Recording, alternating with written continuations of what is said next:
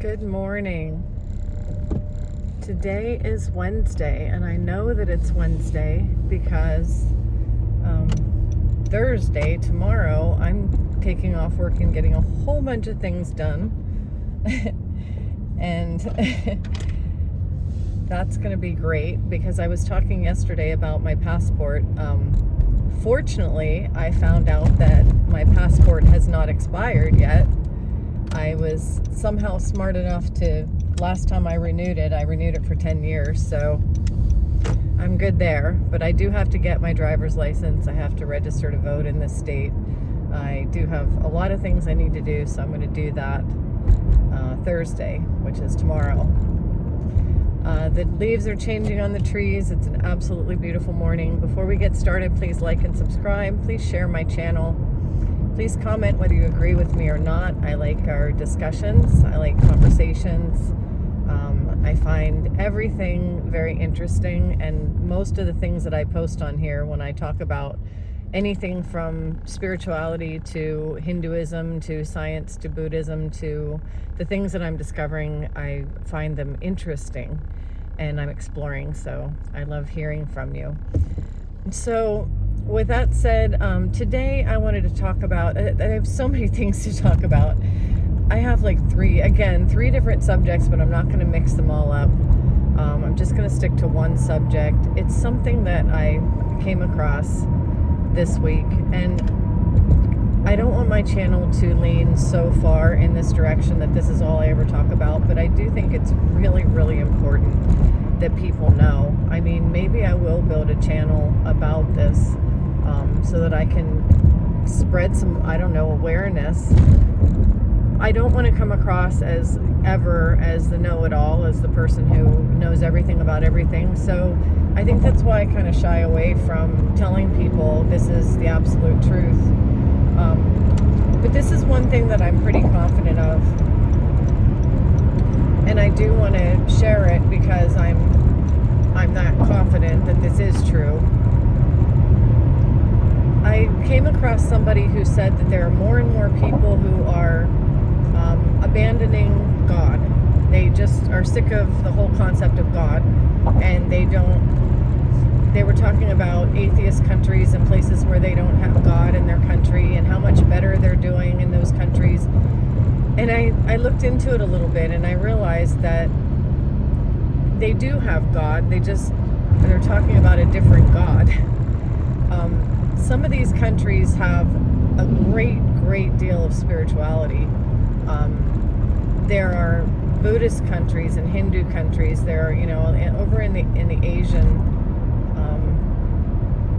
in a lot of different countries in Asia, they don't believe in Christianity as it stands as a religion, but they still have a form of God in their life. And one of the things in the 12-step program, it teaches people that they don't have to believe in any particular God. What they believe in is a higher power. Just choose a higher power, and that is your version of what other people might call God. And that higher power concept seems to work for a lot of people, and the reason is because the one, the all, the light, the collective is a higher power. It's a power greater than us. It's a power that we're made of. It's a power that created us, and we're co-creators of it. It's an unlimited power. The power of all is limitless.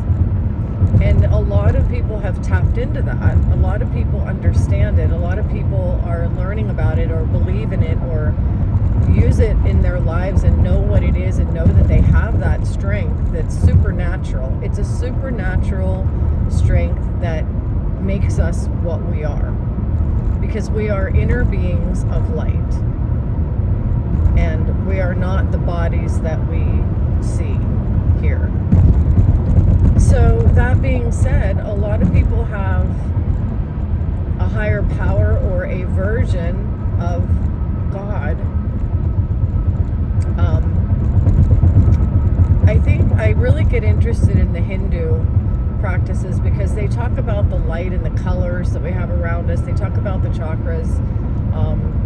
There's a lot to be said about the inner workings of, of man and what the spirit really might look like, or, how the spirit operates. They really touch a lot into, what truly, truly makes us us. But those things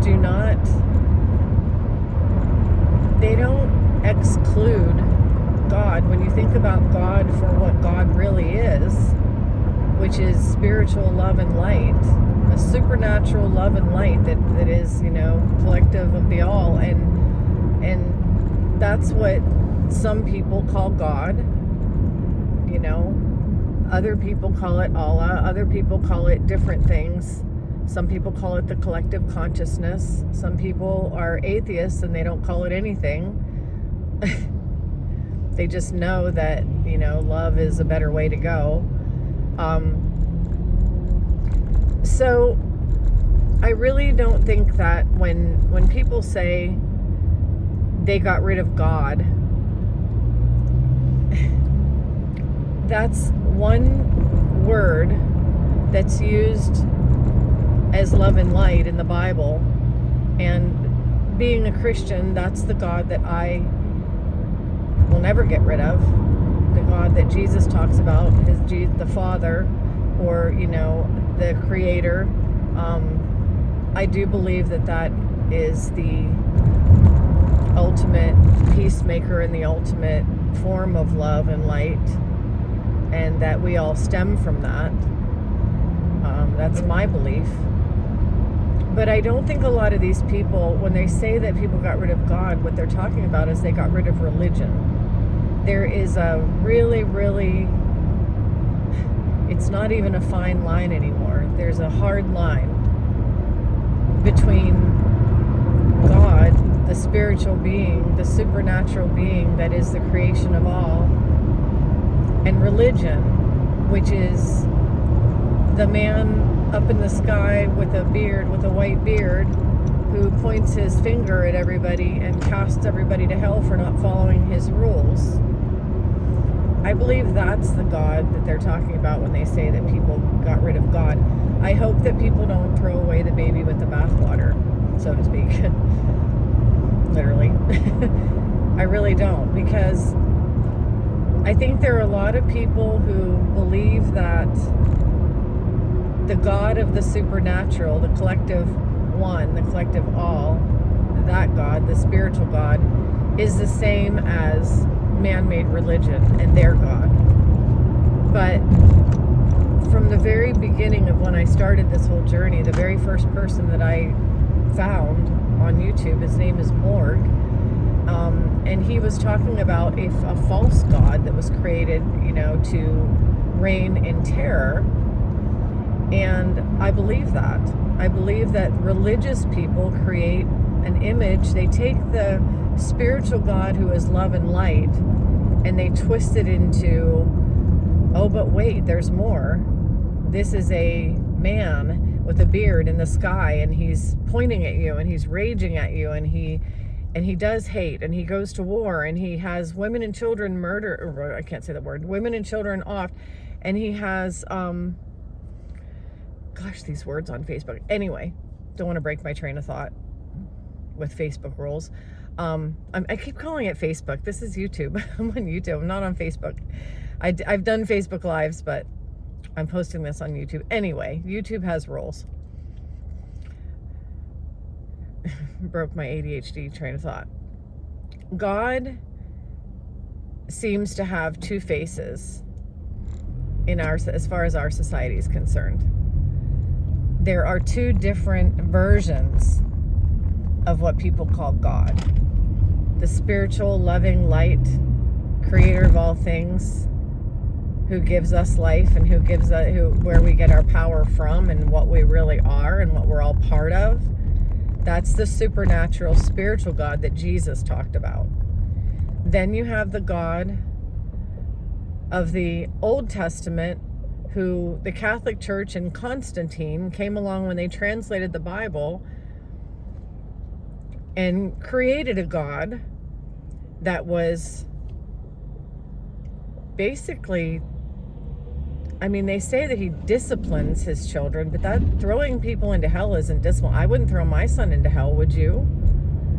If my son does something bad, the last thing I'm going to do is throw him into a fiery furnace to burn forever. So something's up there. There's something up.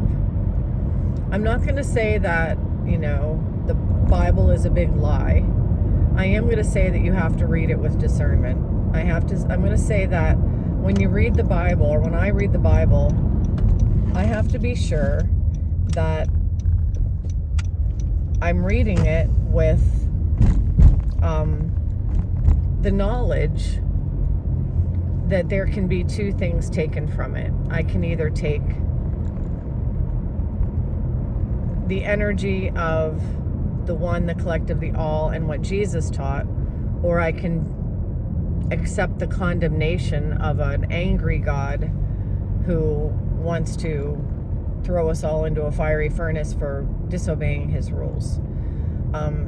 That I call the Catholic God, or the God of religiosity, the church God, the God of Constantine. And that, the creation of that version of God is what turns a lot of people off, unfortunately, away from the spiritual God.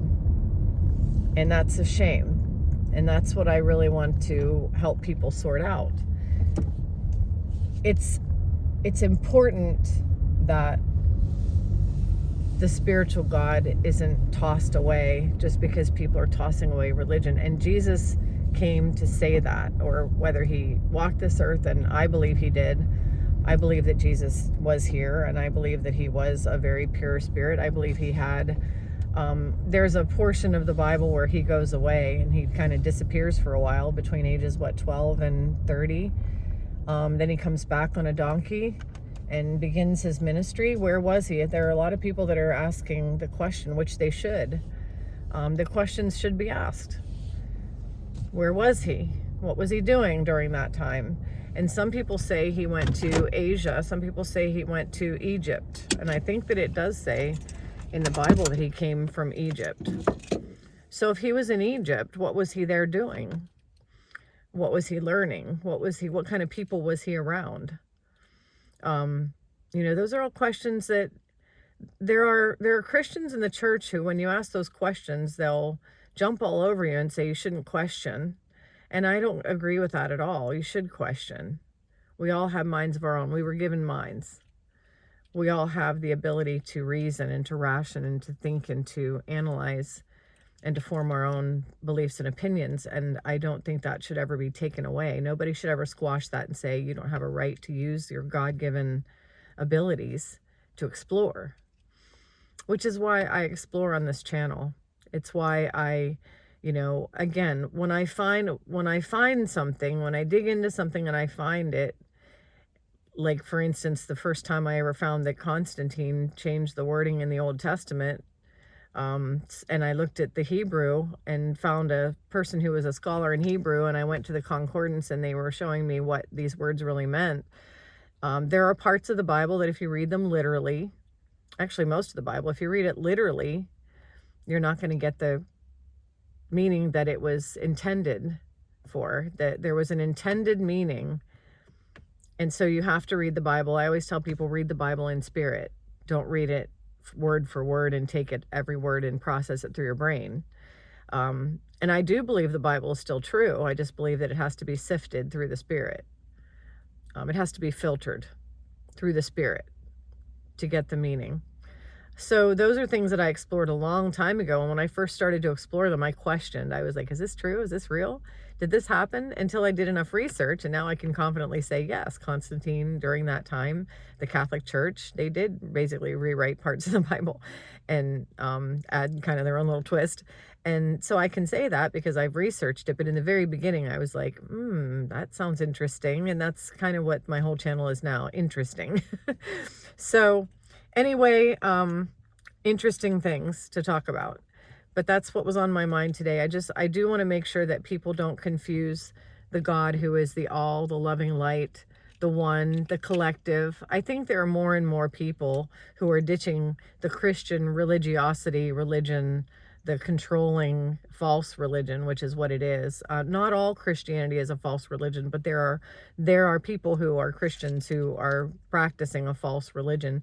And I think that to take that God and that religion and do away with it is a wonderful thing. I think that Christ's church is the one that's rising, and it's going to look to a lot of people like, oh, the Christian church is falling. They're all being persecuted, and, and the Christians are losing. We can't have that. We've got to have the Christians rising, because then Jesus will rise. It's the other way around.